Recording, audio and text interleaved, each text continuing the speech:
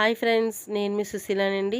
తాడేపల్లిగూడెం గ్రామ దేవత అయిన శ్రీ శ్రీ శ్రీ బలసలం తల్లి అమ్మవారి ఉగాది మహోత్సవాలలో 4వ తారీఖు 4వ నెల శుక్రవారం నాడు అమ్మవారికి మహా కుంభ నివేదన సమర్పించారండి.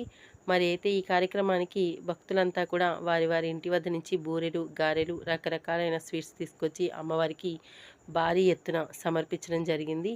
అలాగే మన ఎమ్మెల్యే గారైన బొలిశెట్టి శ్రీనివాసరావు గారు కూడా వచ్చారండి.